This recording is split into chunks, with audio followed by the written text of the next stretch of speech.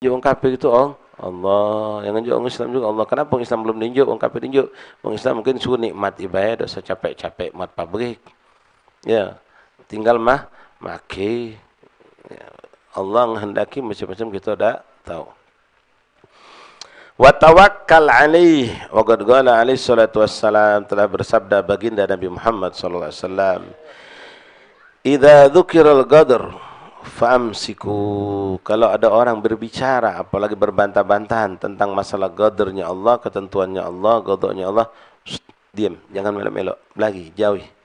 Kalau mampu cegah, tegur, jangan. Ngapa kakek terjeblos, terpleset. Jangan ngasuh kita pandai atau mampu. Orang-orang yang hebat seperti beliau, arif billah, auliya salihin, itu tidak mau. Ya, kalau mereka ketemu sama mereka, mereka tidak perlu bahas itu. Mereka semua sudah memiliki makrifat yang hebat tentang itu. Kalau mereka nak sampai ke dengan awam, orang awam tidak nyampe. Jadi balik kepada keimanan itu, dirasakan, dijalani tentang qada Allah dan tidak dibahas. Ya, pembahasan itulah teori-teori yang pembahas ini menjadikan akhirnya naudzubillah min dzalik, ya, malah tersesat. Pembahasan tentang Isra Mi'raj Nabi Muhammad SAW dibahas, panjang, buruk, dibahas sampai berbantah-bantahan tentang mana buruk. Padahal kata yang tahu, ya, Nabi Muhammad pun menjelaskan secara global, sampai dibahas secara detail.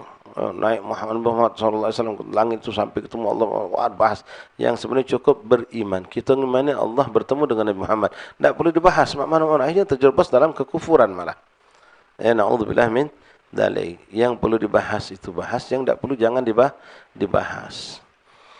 La ilaha, karena itu berbahaya. Karena itu berbahaya dan begitu banyak mudarat yang bakal didapatkan oleh seseorang. Akhirnya dia mengingkari kepada Allah, mengingkari ketetapan Allah, mengingkari ketentuan Allah. Ngapa Allah tak tolong padahal Allah itu mampu? Ngapa dibiarkan? Nyalahkan Tuhan. Na'udzubillah. Kalau sudah terlalu dalam, mengerikan.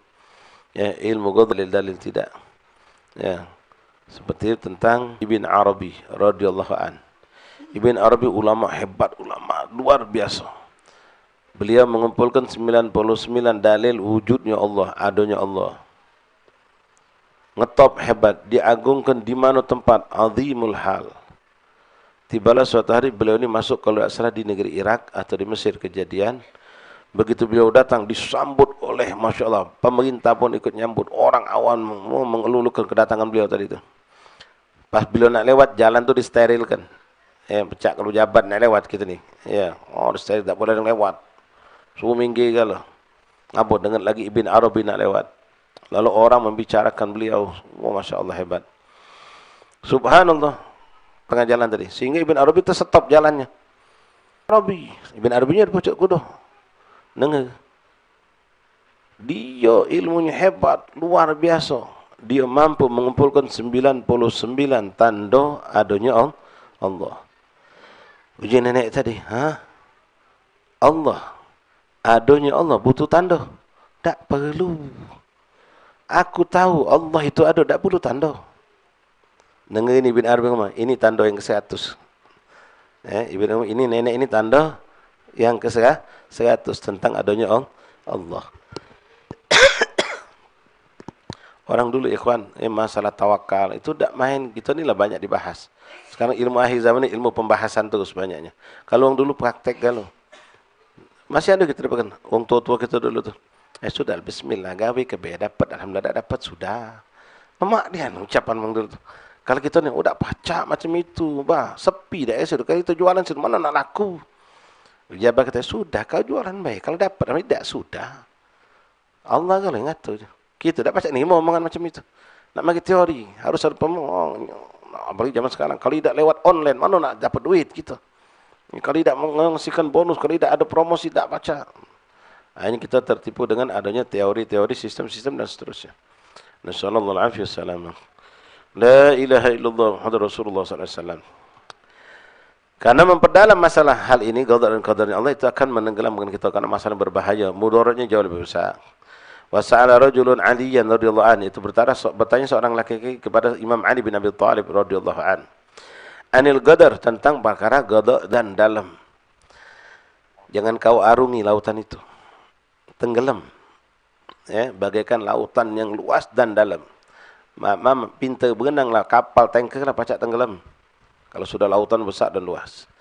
Jangan kau raungi itu. Wa tariqul mudlim, jangan fala tasluku. Dan itu adalah suatu jalan yang gelap, jangan kau lewati.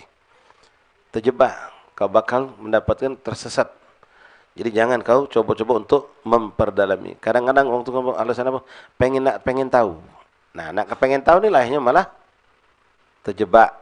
Akhirnya malah tersesat. Sirrullah qad khufiya 'alaika fala tafishhu. Itu adalah rahasia Allah yang Allah tutupi untuk hamba-hambanya, jangan kau berusaha untuk membukanya. Rahasia Allah jangan kau paksakan untuk kau buka. Sudahlah, jalani syariat Allah, terimalah qada dan qadarnya Allah. La ilaha illallah Muhammadur Rasulullah SAW. Wa sa'ala rajulun min ulatil umur Muhammad bin Wasi' rahimahullah ta'ala anil qadar faqala lahu.